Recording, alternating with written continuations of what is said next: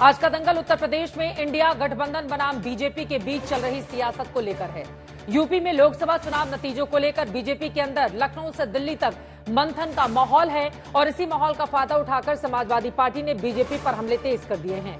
इन हमलों में सबसे बड़ा हथियार संविधान का है और आज अखिलेश यादव ने फैसला किया कि अब समाजवादी पार्टी 26 जुलाई को संविधान मान दिवस मनाया करेगी।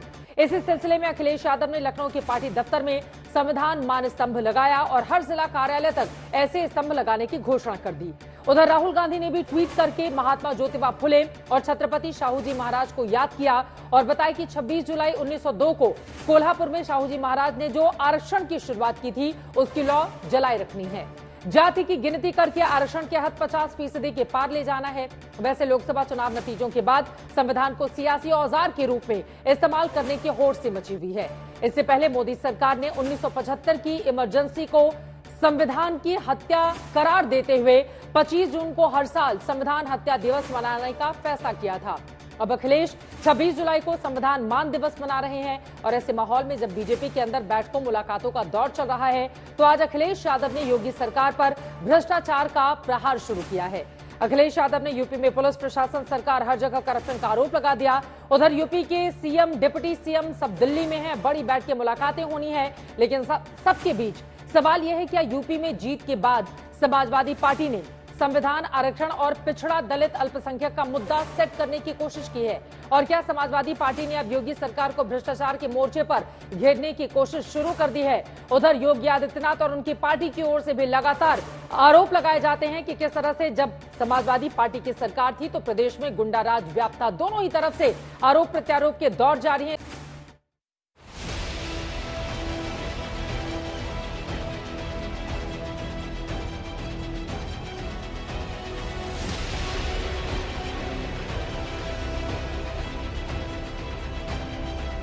इंडिया गठबंधन ने यूपी बीजेपी के अंदर खाने से आ रही आवाजों को भांपकर योगी सरकार पर हमले के 2 मोर्चे खोल दिए हैं।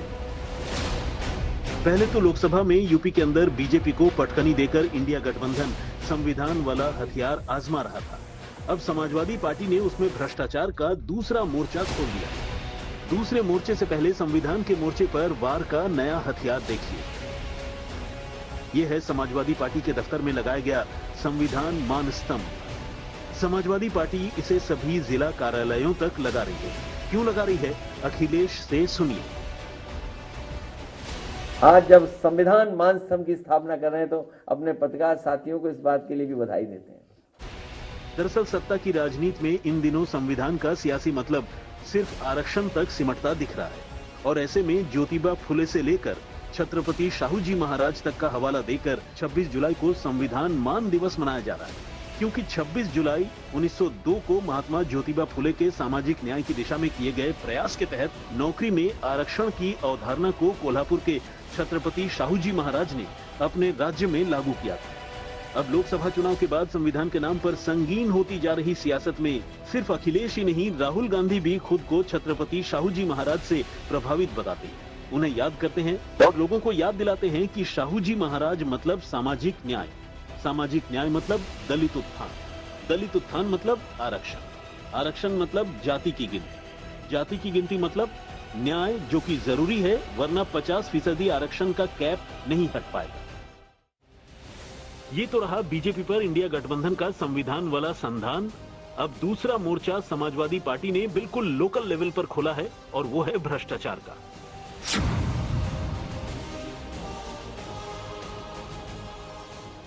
अखिलेश आरोप लगाते हैं कि उत्तर प्रदेश में पुलिस में भ्रष्टाचार है, प्रशासन में भ्रष्टाचार है, नेताओं में भ्रष्टाचार है और सरकार में भी भ्रष्टाचार है। उनके ही अपने नेता ये कह रहे हैं कि उन्होंने जीवन काल में, उन्होंने अपने पूरे राजनीतिक जीवन काल में ऐसा भ्रष्टाचार नहीं देखा होगा जो इस सरकार में चल रहा है। पुलिस को पकड़ रही है। हमने और आपने कई बार सोशल मीडिया पे वो वीडियोस देखे हैं जहां पर पुलिस रेट तय कर रही थी कि टांग पे गोली मारी जाएगी तो इतना पैसा देना पड़ेगा। कानपुर में जो दंगा हुआ था, मैं आपके सामने कह रहा हूं, कभी न कभी जांच होगी, उसकी दोबारा जांच होगी।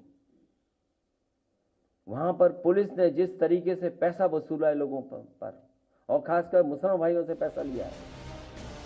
संतोष कुमार के साथ कुमार अभिषेक, लखनऊ, आज तक।